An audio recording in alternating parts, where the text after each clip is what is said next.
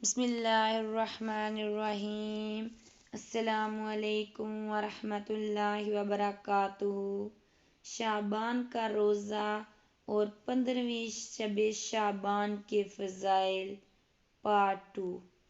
ام مومنین حضرت عائشہ صدیقہ رضی اللہ تعالیٰ عنہا فرماتی ہیں کہ حضور اقدس صلی اللہ علیہ وآلہ وسلم کو شعبان سے زیادہ کسی مہینے میں روزہ رکھتے میں نے نہ دیکھا۔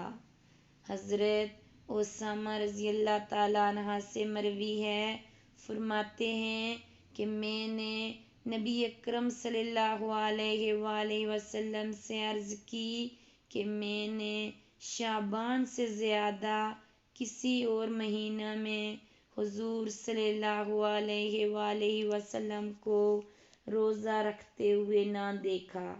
آپ نے فرمایا، یہ مہینہ رجب اور رمضان کے بیچ میں ہے، لوگ اس سے غافل ہیں۔ اس میں بندوں کے اعمال جناب باری تعالیٰ کے حضور پیش ہوتے ہیں۔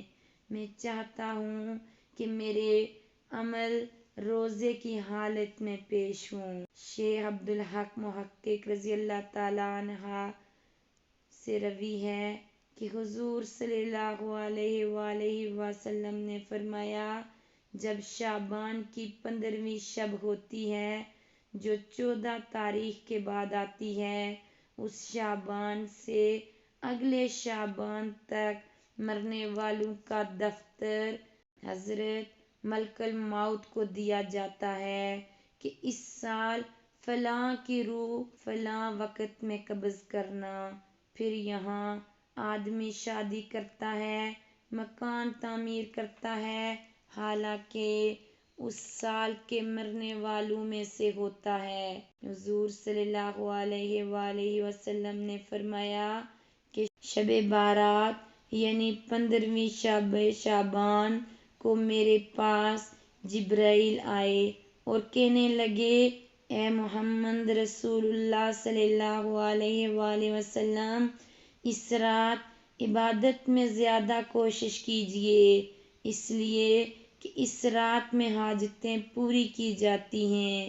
یہ سن کر حضور صلی اللہ علیہ وآلہ وسلم مصروف عبادت ہو گئے کہ پھر جبریل بارگاہ حضور انوار حاضر ہوئے اور عرض کی، اپنی امت کو خوشخبری دے دیجیے کہ اس رات میں اللہ عز و جل سوائے شرک کے آپ کے اور آپ کی امت کے تمام گناہ بخش دے گا۔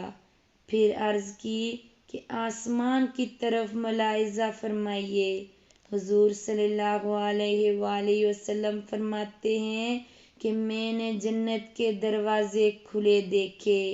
ایک روایت میں ہے، آسمان کے دروازے کھلے ہوئے تھے اور اول دروازے پر ایک منادی یہ ندا کر رہا تھا، اس رات میں رکوع کرنے والوں کو خوشخبری ہو، اور دوسرے دروازے پر یہ آواز بلند تھی، اس رات میں سجدہ کرنے والوں کو خوشخبری ہو، اور تیسرے دروازے پر یہ ندا تھی کہ اس رات میں دعا مانگنے والوں کو مبارکباد، اور چوتھے دروازے پر یہ صدا تھی، اس رات میں خوف خدا سے رونے والوں کو بشارت ہو، اور پانچویں دروازے پر فرشتہ کہہ رہا تھا، اس رات میں نیک عمل کرنے والوں کو مرصدہ، اور چھٹے دروازے پر صدائے کرم تھی کہ ہے کوئی سائل جس کا سوال پورا کیا جائے،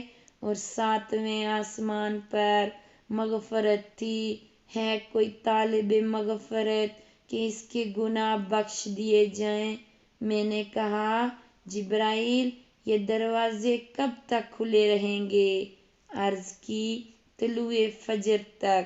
پھر فرمایا، اس رات میں جو جہنم کے مستحق ہیں ان کو آتش دوزخ سے بنی کلب کی بکریوں کی تعداد کے برابر اللہ تعالیٰ آزاد فرماتا ہے۔ عرب میں بنی کلب ایک قبیلہ تھا جن کی بکریاں باکثرت ہوتی تھی۔ سبحان اللہ۔ اللہ تعالیٰ سے دعا ہے کہ اللہ تعالیٰ ہمیں اور تمام سننے اور دیکھنے والوں کو شب بارات کی فضیلت کو سمجھنے کی توفیق نصیب فرمائے اور شب بارات میں زیادہ سے زیادہ عبادت کرنے کی توفیق عطا فرمائے۔ آمین۔